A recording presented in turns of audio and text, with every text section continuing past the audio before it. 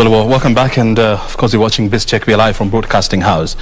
O'Brien Kimani is my name. We've been talking about the industrialization agenda here in Kenya and what we need to do in a bid to become Kenya, in a need to make Kenya a newly industrialized nation by the year 2030. And of course we've been talking to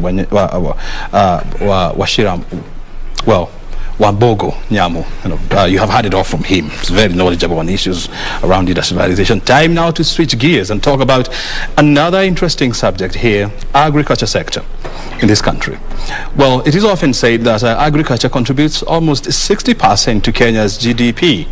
Agriculture sector is the largest employer in Kenya, employing about 55% of the entire labor force in this country. And so you would imagine that a lot of effort or a lot of attention is given to this critical sector. Is this the issue on the ground? We're joined by David Ojwang. He's the Director of Programs at Heifer International. Is going to help us understand these issues very well, and of course help us understand what should be the way forward. Thank you very much, Ojwang, for joining us here. First of all, help us understand what is the status of agriculture in this country as we stand.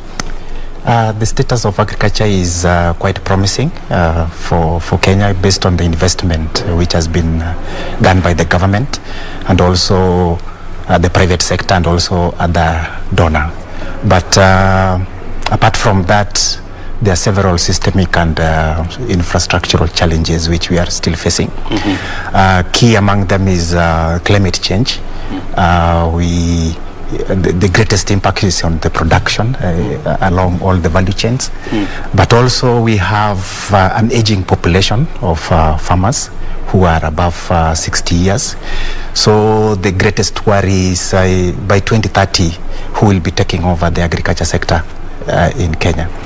The other one is in terms of financing. Most of the financial institutions are afraid of investing in agriculture because of the risk involved.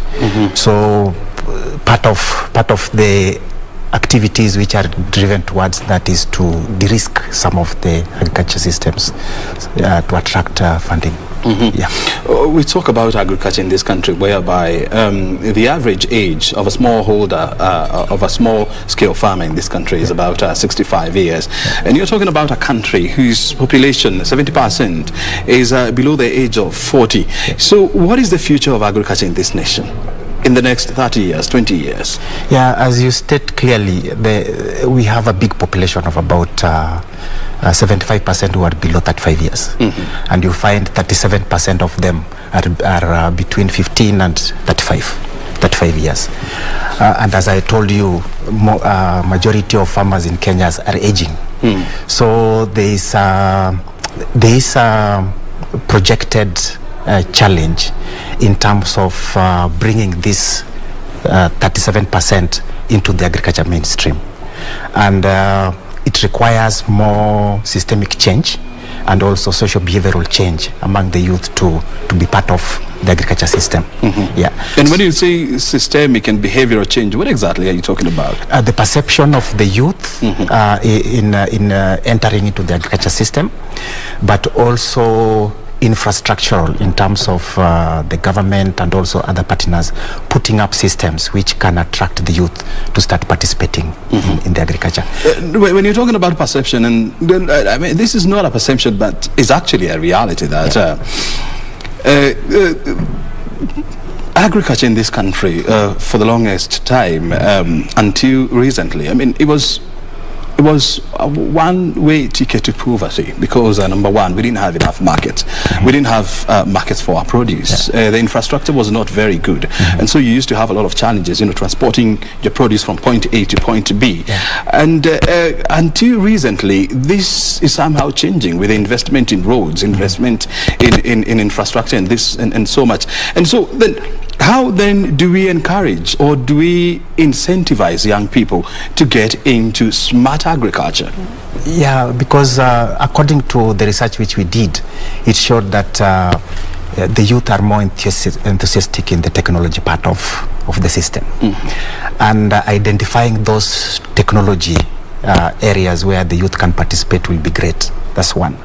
And number two is that even if they have those technologies, they will want to invest in them. But the greatest challenge is now access to finance. So we need to unlock the finance so that the youth can be able to participate in accessing those finance. But also the greatest challenge with the finance access is the collateral which is required. Most of these youth don't have land, for example. And that's the discussion we were having here actually, but anyway, keep going. Yes, but because if you look at the study which we did, about 59% of the youth said we don't have land. And if a land is what is required as a collateral, then you have a challenge. There is also a challenge with our old generation. They are not letting it go. They still don't want the youth to own land. Yeah, so those are some of the systemic challenges which the youths are still facing. Mm-hmm. Yeah. And so you're talking about two very critical things in the agriculture sector. Number one is, of course, access to funding, because you need to buy machinery, and of course, when it comes to export, you also need resources. And number two, you're also talking about land, and these two things are very important, but young people do not have them. So how do we ensure, or how do we ease access to these two very critical ideas? Yeah, it's the participation of youth is not necessarily to be mainly on the land side. You can participate along the value chain. For example, in the transport system, you can provide transportation of milk, for example. Heifer is working with youths in Upper Eastern region to invest in the transport system to transport milk from one. They are facilitating the production part. But also, if you go into now accessing the land itself, the access to credit will be important, and that's what Heifer has been doing to unlock the access to credit by linkages. So a youth can access that credit, buy a piece of land, and invest in agriculture. Mm-hmm. Yeah. And what about the issues of collateral? And we know for sure that for you to access credit in this country from commercial banks, one of the requirements is that you must collateralize your loan. Mm-hmm. And this is, of course, a big challenge to young people, because where do you get collateral for about 3 million shillings? It's a big challenge, but what Heifer International is doing is to work with the youths in terms of developing a business plan for a business idea. Mm-hmm. So if you have a business plan which is viable, if you walk to any bank, they listen to you. For example, we have had youth who have been able to access motorbikes in Tharaka Nithi County. They didn't have a collateral, but they could showcase to the bank that if you give me that motorbike on loan, then through supply of milk, transportation of milk to this dairy cooperative, I'll be able to get access to money to be able to service that loan. So it's a matter of mentoring them, coming up with a business idea which can be funded, and you can be able to convince the bank to loan you. Mm-hmm. Yeah. When you are doing your research and talking to young people about venturing into the agriculture sector, what was the level of their knowledge in terms of the available products in the market that they can use to access loans? For example, ways of fund, the youth fund, and so much. What is their level of knowledge on these products? The diversity in terms of the opportunities are varied across the agriculture value chain. Mm-hmm. Like, for example, Heifer is working with the poultry. We have the beef sector and also the dairy sector. So what we did is we did an analysis along the value chain to identify what are the opportunities for the youth, and whether those opportunities can be used as a collateral to provide to access finance from the banks. So once we identify those opportunities, we mentor the youth so that they can be able to venture into them and then access the knowledge to manage them, and then develop the business plan for them, and then approach the bank for the funding. Mm-hmm. Yes. Look, when you look at the model of farming that is widely practiced in our country. I mean, it's what you call archaic farming methods, you know, whereby you have to wait for rains in order for your products or crops to grow. But the world is moving away from this form of farming and getting into mechanized agriculture. But of course, it is also very expensive. And so, what is the role of government in, number one, helping in the mechanization of agriculture in this country, and number two, in incentivizing young people to get into agriculture? Yeah, one of the role is on the policy.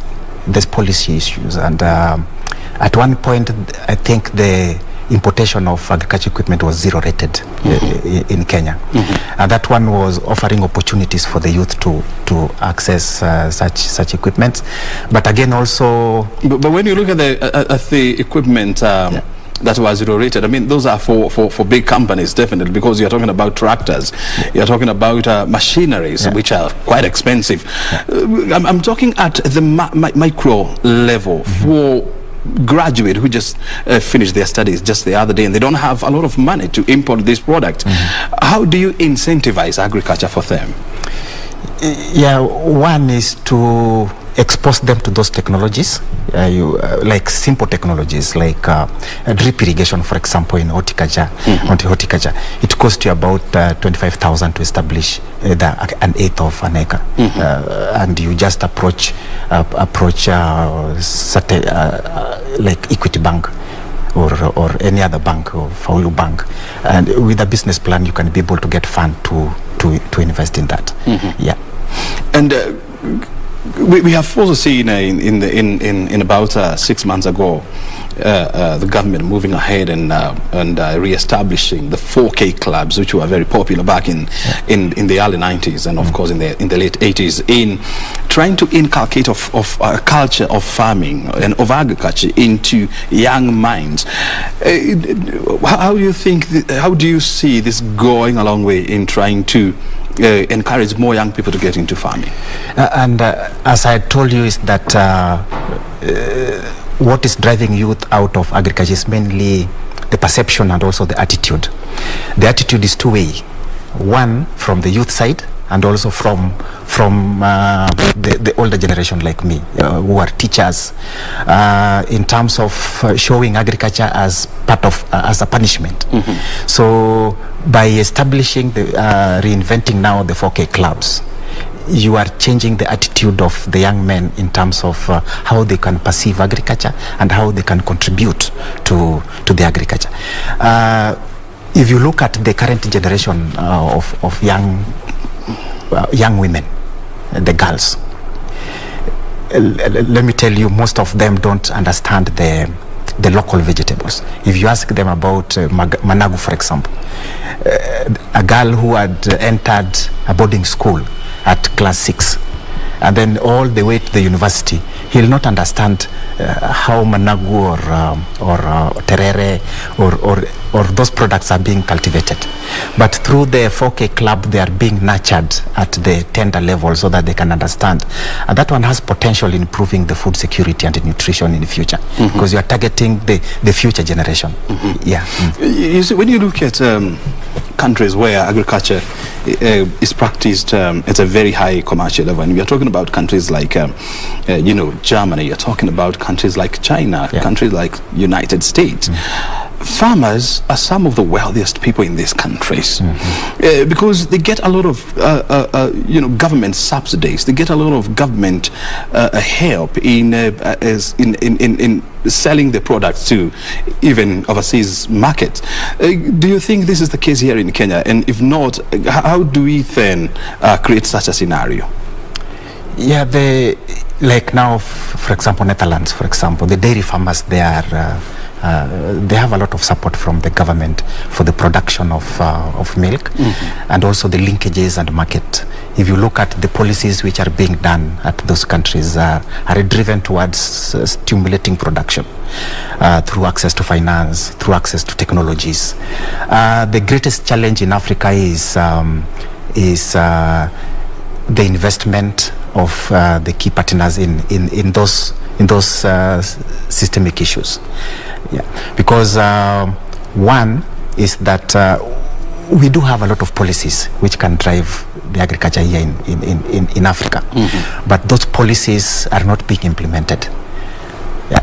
So we need to reactivate those policies so that they can become active, so that it doesn't mean that we don't have policies. There are so many policies which are geared towards agriculture development. It's only that we are not implementing them. If they are implemented, then the farmers will benefit. The agriculture sector will go up. Yes, when you look at the level of investment that we are making into agriculture as a nation, and there are many commitments that the government has made, international commitments to increase funding into agriculture. But of course, it's a process. It's a journey.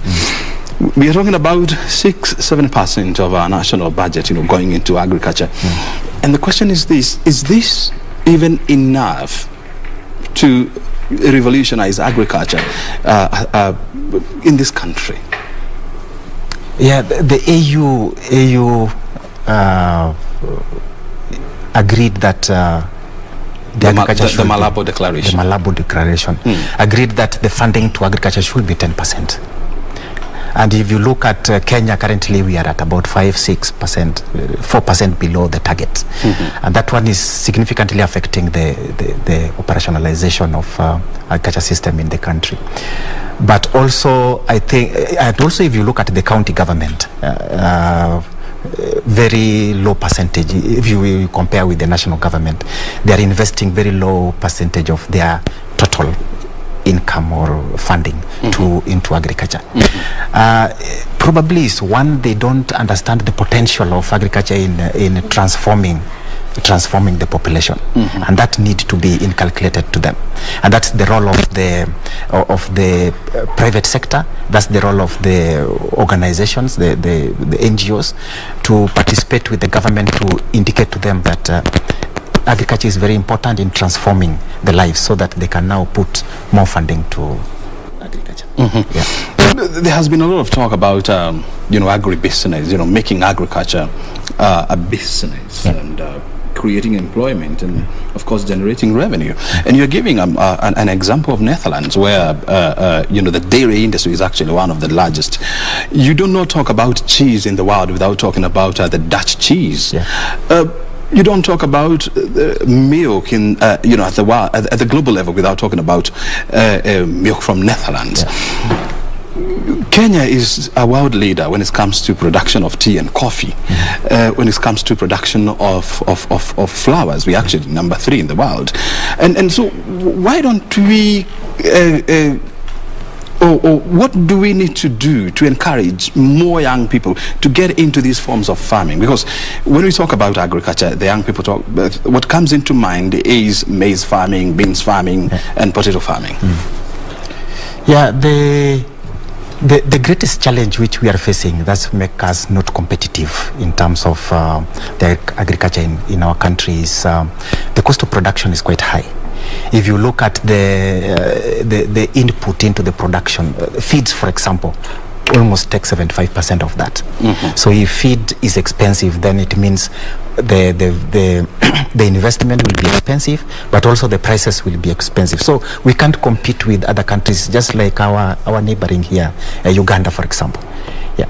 So one issue is to look at the production areas and identify what is it that is making our production not competitive. One of them is a number of taxation. For example, if I want to import maize, for example, from Tanzania, how many taxation points will I pass through? And in those all taxation points, I have to, as a processor of feeds, I have to add it to the consumer. And the consumer here is the farmer. So the farmer also will find it quite difficult for him to expand his production because of the cost of input. So we need to address those issues at policy level. But when you interact with the farmers, they will definitely talk about the cost of inputs. Yes. And it is said that through various research that the cost of inputs takes about 70% of all production in of all profit actually in farming, and so how then do we lower these in a bid to make more people get into farming? Because if you make agriculture more profitable, then you are likely to attract more people into agriculture. I believe that there are several innovations which can be put in place to reduce the cost, and also training the farmers to use the local knowledge in terms of developing their own inputs. Like, for example, the animal feeds. If you want to make, for example, a total mixed ratio, you just need to train the farmer on how to make local feed from the local materials which they have. Lack of knowledge is the greatest challenge. How can I make that material, the feed from the local material, is the greatest challenge. And that's why now they resort to going to the shop for everything. So. Like, for example, look at aquaculture, and there has been a lot of efforts being made by both the government and the private sector to try and create a market for aquaculture products. There is even a policy, an aquaculture policy, whereby the government wants to make aquaculture a mainstay for many rural economies and many counties. But yet, when you go to these counties, people do not have technical know-how on how aquaculture, on how to go about aquaculture. So who should be in charge of knowledge management in this kind of schemes? Let me take you back to the aquaculture. It was brought in through the stimulus program under the Kibaki administration. In 2009? In 2009. And the greatest challenge with that, there were two. One, the access to fingerlings. That was the greatest challenge, because somebody wants mudfish, he gets a different thing. So he realizes when the fish has grown big, is when he realizes, oh, I got a wrong thing. That one was a disincentive to most of the farmers. Number two is the feeds. So when many people started adopting the production, so also we had quacks coming in with fake feeds. And that one now demotivated the farmers to participate in that. So from the market side also, there was need for us to work on the social behavioral change of the community, especially where the fish was not being consumed traditionally. Yeah, like now, if you go to let's say Eastern region, where the stimulus program was quite intense, and also in the central region, the first thing which we needed to do was to educate the people on the consumption and the use of the product, so that it can now pull the production side. Otherwise, if you introduce a technology without the market side, so where were they supposed to take the fish? The local consumption, traditionally they are not fish consuming community. So investment in social behavioral change so that they can consume, that is very important. Heifer, we realized that the consumption of, for example, chicken meat was very low in the regions where the chicken is being produced, with a particular age group or particular gender. So we realized that for us to stimulate production, we need to work on the demand. So we have invested in social behavioral change among the community members, telling them the importance of eating eggs and meat itself, so that now when the demand is increased, then the production is stimulated, so that we bring in other private sector. So that's what I think should have been done also in the aquaculture, especially in regions where they are not traditionally fish consuming community. Yeah. When you look at policy formulation by the government and of course the county government, are you convinced that there is a concerted effort to make agriculture more profitable and more sustainable? Yes, I believe so, because I've visited some of the counties, and for example, if you go to Makueni County, for example, the participation of the community in terms of developing those policies is a little bit higher. And if you generally, in most of the counties where we are working as Heifer International, there has been concerted effort to consult the community in terms of participation in policy development, and that one creates the ownership and also it creates the foundation for them to spearhead the agriculture sector in those counties. Yeah. But is there any follow through? Because, you know, crafting policies is one issue, and of course ensuring there is implementation is also another issue. When you look at the counties, when you look at the national government, is there a follow through to ensure that the policies developed, they are actually implemented and they reach the target audience? Yes, because what I believe is that the government has a part to play in terms of approving those policies, and also we have the private sector. So in most of those counties we have a private-public partnership program. For example, if a county, a county develops a policy on dairy, for example, and Heifer is working in that particular area, in that particular region, it is through us that we now initiate the implementation of such policies. And most of the counties have developed a stakeholder forum, like the CASCOM, for example. The CASCOM is a platform through which several partners act together so that they can understand what are the new policies, what are the new changes, and then from there you can scale up.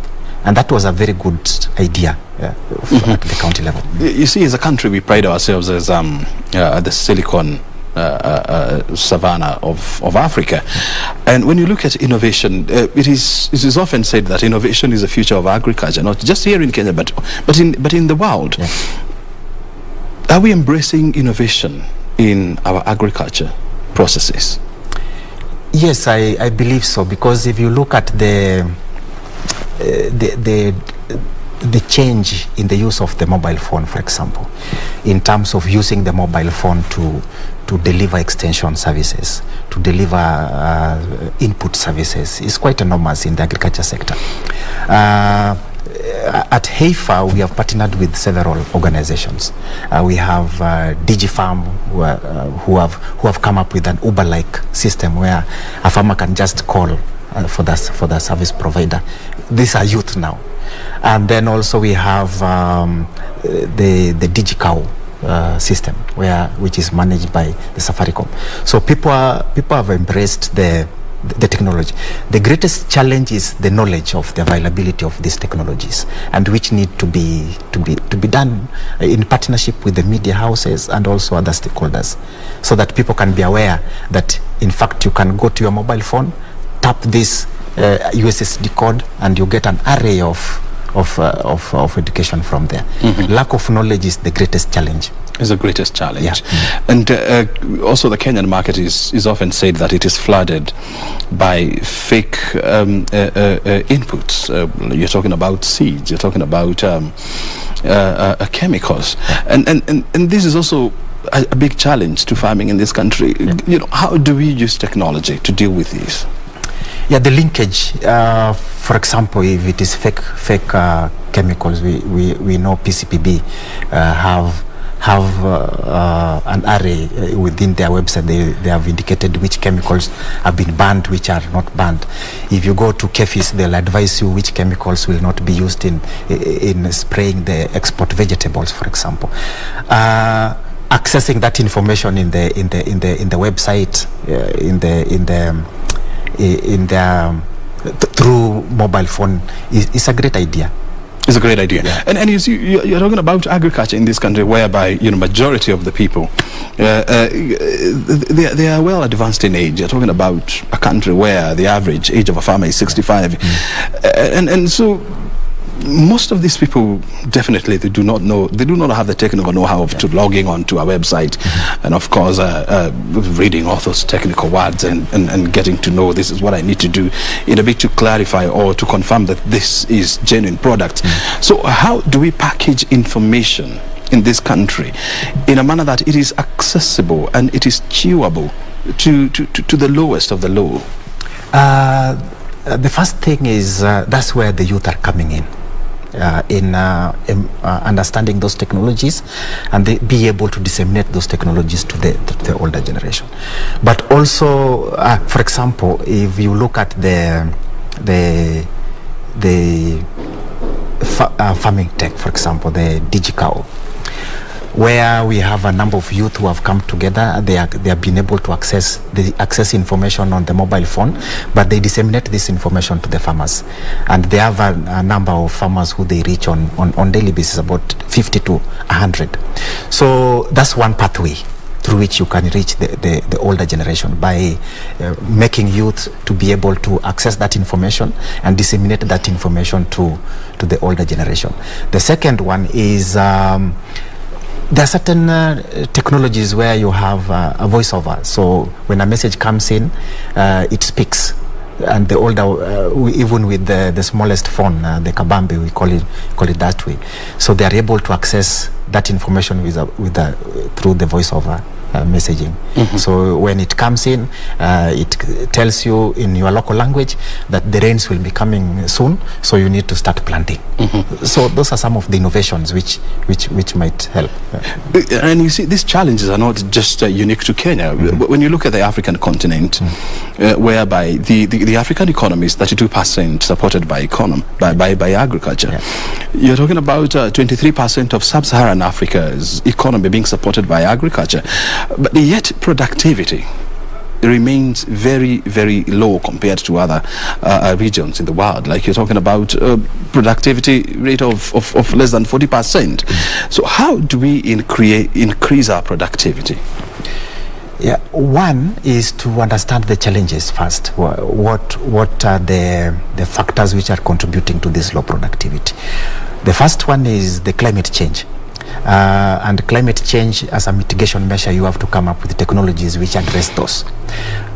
In the dairy sector, for example, the major challenge is access to feeds. Mm-hmm. So how can you bring in varieties of fodder which can be grown in low moisture levels? That's one. Number two is the access to finance. A farmer will want high quality seed, high quality animals, Asha or Fresian, which can produce a lot of milk, but it doesn't have that finance to access that. The third one is access to extension services. If you look at in the past 1 year, there have been a challenge with the face-to-face extension service. And at Heifer, we did a study in October last year to assess what was the impact of COVID-19 on the extension delivery. And we found that most of the farmers had difficulties in accessing extension because it was more face-to-face. So there's need a shift towards now, how can we use the technology to deliver extension, so that a farmer at the comfort of the house, he can go to the mobile phone and check that this cow has these challenges, how can I treat it, for example. So those are some of the challenges which are facing the agriculture, and some of the solutions which we do have with us. Yeah. And you're talking about threats that the agriculture sector is facing, not just here in Kenya, but in Africa. Yeah. The issue of climate change, and between you and me, we know that it's affecting the way we do agriculture in this country. So how do we cope, and how do we keep up to date with the changing trends in terms of climate change? The most important thing is building the resilience of the community members. And building the resilience means you have to come up with investments which can make them bounce back after the impact. Climate change can be brought about by our own practices. And our own practices, like the emission of greenhouse gases, which leads to increase in the temperature, which now makes some of the crops not be able to. We also have diverse poor production systems, which we are using, but are creating the challenge. So one of the key solution is to highlight to the farmers on best production practices which are climate smart. Number two is, and I keep on repeating this, access to finance unlocks most of the things, because if I want to buy new varieties of fodder, I want to buy a cow which can withstand the climate within my particular region, I need finance. So access to finance is also very crucial in this. Yeah, and then also capacity development, investment in capacity development is very important. And who is to do all this? It is a partnership. I can't say it's the role of the government. It can't be the role of Heifer alone.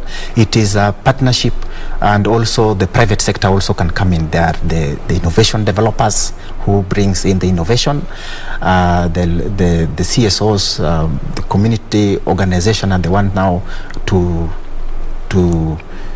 make their members to adopt these changes. Yeah. So it's not a one person role. It's a combined role of all the sector players within the agriculture system. And the other solution to this has been termed as putting more land into irrigation. And Africa has the lowest irrigatable land in the world, and you're talking about 6%. The government has a policy of putting more irrigation or more land into irrigation, and there are a number of irrigation schemes that are under development. But when you look at irrigation, I mean, it is practiced by big companies, by wealthy farmers, because it's of course capital intensive. So how do you make it affordable even for small scale farmers to venture into irrigation projects? Yeah, I've worked with the horticulture farmers in Kenya for a long time under the USAID initiative of the Feed the Future. But it doesn't mean that you have to access those big high-tech irrigation systems for you to be in production. We were working with companies like Amiran, for example, who are producing very low-cost drip irrigation kits, which were able to produce to be produced under a quarter an acre, for example, an eighth of an acre, at a very low cost. So it's not that the irrigation is only for the large scale. There are opportunities for the smallholder farmers with as low as an eighth of an acre to access irrigation technologies in our country. Yeah. And the other challenge that agriculture is facing in this country is, of course, the rural to urban migration, which is creating a scenario whereby urbanization is becoming is growing faster, and this of course has some impact on food security. And I'm giving you, for example, the Kiambu County, where agriculture has always been the economic mainstay for this county, but yes, you have a situation whereby rich agricultural land is now being turned into real estate because of high returns. So how do you also deal with this kind of a problem? If we go to the rural-urban migration, it's mainly affecting the youth. Mainly the youths are the ones who are migrating to the urban areas. It's because some of them don't have a choice. They don't have opportunities at the rural level to be able to stay there. And that was clear on our research, that majority of the youth are moving out of either across the continent or within the continent or within the country itself. So for Heifer, what we are doing is to create opportunities at the farm level, at the community level, which are attractive to the youth in terms of the business on fodder production in the Nyanza region, the transportation system within the dairy sector, the opportunities to offer animal health services within the dairy sector, and also the beef sector. So those are opportunities which can hold the youths within and reduce that the migration. Yeah. As we wind up our interview, Ojwang, what is the future of agriculture in this country? The future looks great. Because one, if you look at the investment of the government in terms of unlocking the potential of agriculture in the countries is quite enormous. In terms of policies, they have just come up with the agriculture sector policy for 2019-2029, and if you check on our Vision 2030, agriculture is key in taking us to be a middle level class. If you look at the Big Four agenda, food security is a key issue there. So one, there are certain issues which we need to address. Things are changing and we need to embrace the change. And one of those changes in the technology part. We need now to develop policies which are having technology face, and more specifically those which are targeting the youth. The second one is to develop systems and infrastructure which will attract the youth into agriculture. The revamping of the 4K clubs at the secondary school and primary school is one of them, so that we can now start changing the perception of the youth towards agriculture. But generally, again, also we need to come up with policies which enhance access to finance. And we are also talking about all these at a time when the subdivision of land in this country has become a big business, and this of course will have a major impact on food security in this country. And so how do we stop these and ensure that subdivision is done at a very professional level? Yeah, it's a big challenge, but also what I appreciate is that farmers have embraced intensive production. I have farmers in Meru who have an eighth of an acre, and he has 6 cows, and she's producing 63 kgs of milk every day and supplying to the dairy cooperative. I visited them last week. But you see, now there are certain things which you can't control. The population, the number of children per household is high, and therefore they'll need somewhere to settle. So the only opportunity which we have is to intensify the agriculture system at household level. Yeah. And you think this can work in a country like ours, whereby land is a highly emotive issue? The intensification, yes, because we have evidence, especially in Meru and Tarakaniti, where they produce they earn greater income from small pieces of land. Yeah. Yes. Very well. And before I let you go, what is your message to young people who would want to venture into agriculture, but they don't have any idea how do I go about this? Yeah, the greatest challenge with the youth is the patience. The youth will want something which he starts today and tomorrow it's generating income. So patience is very important, but also the message is that as Heifer International, we have a special focus for the youth. In our strategy focus, we are focusing on identifying opportunities which can promote the youth participation in agriculture. For example, we have an innovation fund which we are partnering with agriculture, the Africa Green Revolution Forum, and through this fund will be able to bring innovators, especially the youth who have innovations in agriculture, to participate, and they can get up to about $45,000 to invest either in the startups or those which requires the scale up. So that's the message which I have for them. So they keep on listening to the news, so that they can apply for those funds and be able to invest in the technology which they think can change lives. Ojwang, thank you very much indeed for your time and of course for your insight. Welcome. Very well. Well, David Ojwang is Director of Programs at Heifer International, joining us this morning to help us understand what we need to do to make agriculture more attractive and of course to raise productivity, and of course